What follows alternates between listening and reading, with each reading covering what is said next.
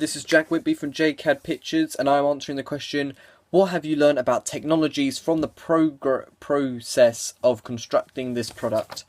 And this is question 6 of the evaluation. And during the progress of our research and planning, we as a group have learned lots about different technologies to film and how to edit and how to compose for our media product. And so I'm going to start off by talking about the camera which we used to film some of our research and planning, but most importantly our preliminary task and our final film, which was the DSLR camera I own, which is the Nikon 3200. We used my DSLR camera to film our film to make sure we got the best picture possible when filming and to make it look as professional as possible. So I learned while using this camera I used this camera for blog posts, but decided to stop using it after a while because it took a long time to set up. I didn't have the best sound quality when watching it back. It was very loud and very crackly. Using the camera was good because it was easy to get clips from our film over to the computer because of the SD card slot, which saved us so much time. It was just a matter of dragging it over and they were on the computer really. The camera allows us to use the lens to focus in on objects and use the zoom in and out to zoom in and out of shots while filming, which allowed us to create the reverse zoom shot at the end of our film on the gun and allowed us to explore more with different types of shot like these. This allowed me to learn to use my camera in the preliminary test. I was able to learn to use my camera because it was fairly new to me at that time, so that in the final film I was completely comfortable with using it and knew how to handle the camera to get the best shots possible to make sure the camera was held steady as possible, and so I could teach other people in my group how to use the camera since they don't do photography like I do. But overall the DSLR camera got a very good picture, it was focused very well, and it was very helpful in filming our thriller film because it captured the colours, it captured everything, even the sound. We decided to go with the sound in the end because the mic was that we could have used was not that good. So overall, the camera itself did help very much, and we were glad to use it. Another piece of technology we used to add on to the DSLR camera was actually a Nikon microphone. Though this will be a very short thing to talk about because we didn't actually use it. We tried to use it once when we were filming an interview indoors, and we also tried it outside, but it picks up too much background noise and it actually made the audio quality go worse because it can pick up so much sound. It was picking up all these wind and the echo and everything in the room. So we did try to use it but decided not to use it and stick for our final film with the normal DSLR camera quality, just so we didn't have this issue of all the wind in the background taken away from what the dialogue had to say in our final film. The next product I used, technology I used, was the Apple Max. And now this is a very short section because the Apple Max we used, but it led on to so many other more softwares that are actually on the Apple Max.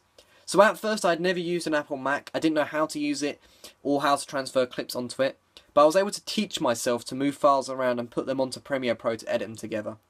The Apple Macs were useful as it went hand in hand with some of the other Apple products I used in my research and planning stage, such as my iPhone and iPad, which I'll get into later. This made it easier to transfer files over to the Mac. I also learned how to edit on the Macs using the software Premiere Pro, which I'll get into now. So out of all the technologies and new softwares that we use, Premiere Pro was definitely the most important one for me personally, because obviously in the film and the research and planning stage I did a lot of videos, so I had to edit a lot of videos. So I had a lot of time to practice. At the start, Premiere Pro was hard to use, and there were many different tools to use, because I didn't know how to use each tool, and you had to put layers on with 2 clips playing at once, and I had no idea how to do that.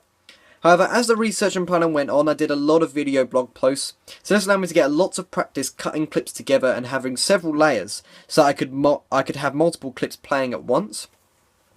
This meant when it came to the final film, we as a team were confident at editing and could do different things while editing, such as making the picture black and white for our flashback scene in our final film, speeding up shots to make it look like the wind, which was shown in the zoom shot that we had in our final film when it came onto the protagonist, and also putting cuts and clips to make the scene look dramatic as if someone was about to faint, which we also used after the zoom in shot in our final film.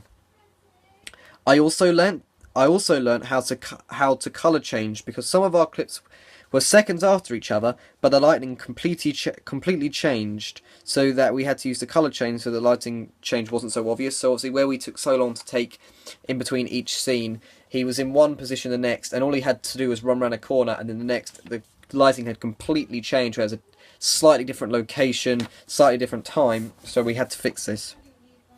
This made it look like one long sequence filmed together, but also allowed us to make the last shot a bit darker, as because someone was about to die, which made us create that dramatic effect, and also allowed us to temper with the lighting a little bit, so it wasn't so realistic, and it was kind of like the clouds were clouding over into this dark cloud because someone was about to die.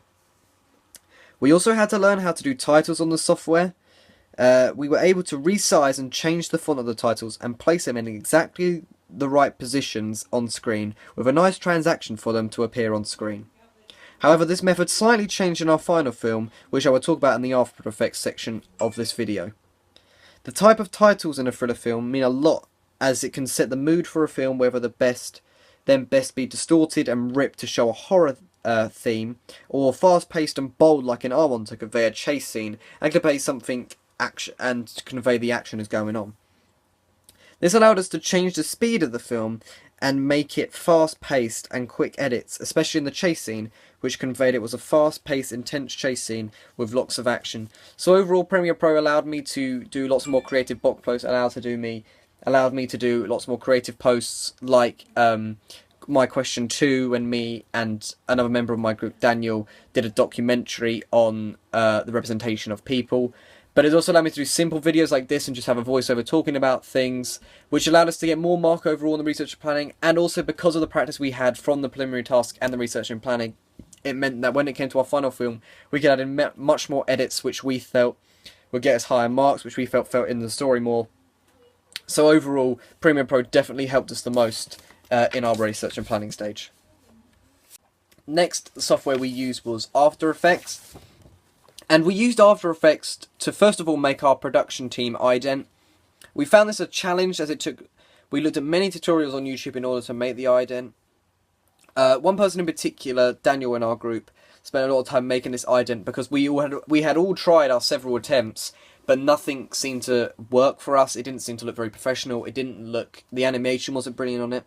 We finally came up with one which we were happy with, but we still struggle to this day to use this software. It's very complicated to do animations in the background and make the titles look as professional and authentic as possible. And we first encountered this problem when we made the ident, but the music on it would sometimes not appear on the YouTube video. So now when we make our videos, we have to put our clips on YouTube, then put the ident in front of them, put the music on the ident, and then process it again, which takes far longer than it should. It takes an extra, it would take an extra half an hour just to make one video onto YouTube, and then you have to put that onto Blogger. So it does slow down things a bit, but we needed the ident. It was one of the things we needed most, so overall we are happy with it. We later on used this to do all of our titles in our final thriller film, including our final title at the end showing the name of the film, Sprint. This was again a challenge to do for the final title, as again we wanted an animation in the background. We again had to look up tutorials to find out how to do this, but are happy with the end result. However, the normal titles in the thriller film were not as hard to do, as I was able to do a lot of them myself independently. I was able to choose a font and resize the text to fit where I wanted it to go in the final film.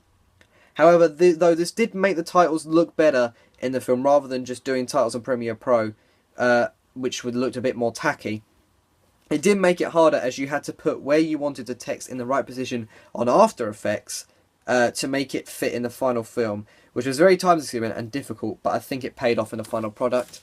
And I want to go into that in a bit more detail, because when you have the title, you had to, on this black screen, you had to put it in the position where it would come up in the file on Premiere Pro, which was very hard to do because you had to guess whereabouts, and sometimes I think this didn't pay off in some ways, because sometimes you couldn't really get the right size that you really wanted to. Whereas on Premiere Pro, because it's all done on Premiere Pro, it's easier to resize and put them in just the right position you want, so they come in a certain location or position. Say, one of them I managed to do is when Jason is running past the bike, he's running to the left-hand side, so I put the title on the right-hand side. And though I did manage to do this, it wasn't that difficult because of the composition and the framing of the shot, where Joe was on the left side, bike in the middle, title on the right side. In other locations where it maybe was a bit harder to squeeze one in, it didn't really pay off as much, especially in the flashback scene. I feel like the titles on that look a bit more rushed.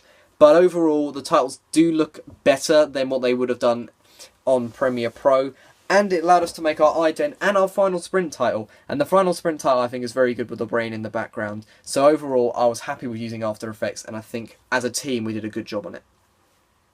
One of the next softwares we used was GarageBand.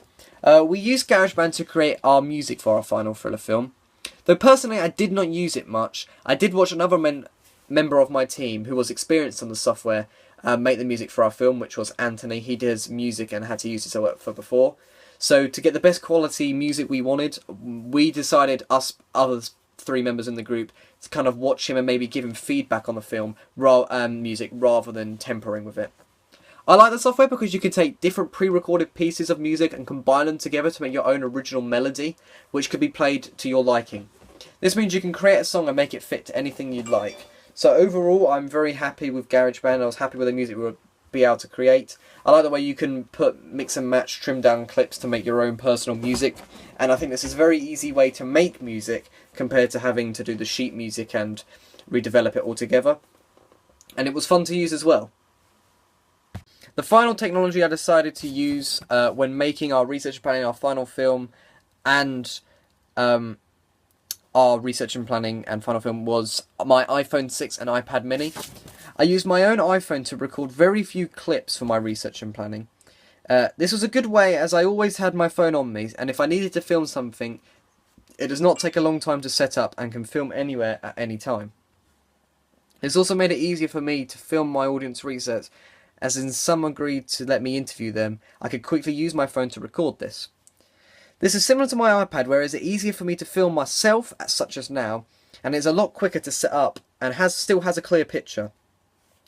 The only drawback to both of these devices is the audio is much quieter than it would be on the DSLR, which means some clips are very loud compared to others. Though this is not too bad, because the speech is clearer really, and it doesn't pick up all the background noise like wind if you're filming outside as much. Though because I'm quieter, sometimes it's, and if I've used a clip from the DSLR like the final film, and then I have something like this playing, it does make a difference, and you have to temper with the volumes quite a much. But it's not that bad of a problem. From here, all I do is to transfer them to the Mac, and because they're the same product, it makes it far easier. However, because I used to use a cable, this actually does take longer than what it would have taken from the DSLR camera memory card. So altogether, is a little bit more time. It takes a little bit more time to transfer, but overall, it does make it easier because it's so much easier to get out and start filming rather than setting up and having to put up on a tripod by DSLR camera. And that's a technology I use in the process from the preliminary task, the research and planning, the final film and the evaluation. And overall I've learned many skills that I didn't know before about 6 months ago, so it has been a massive success, and the most thing I'm most happy with is being able to edit on Premiere Pro. So overall all these softwares have helped us, and I'm very grateful for it.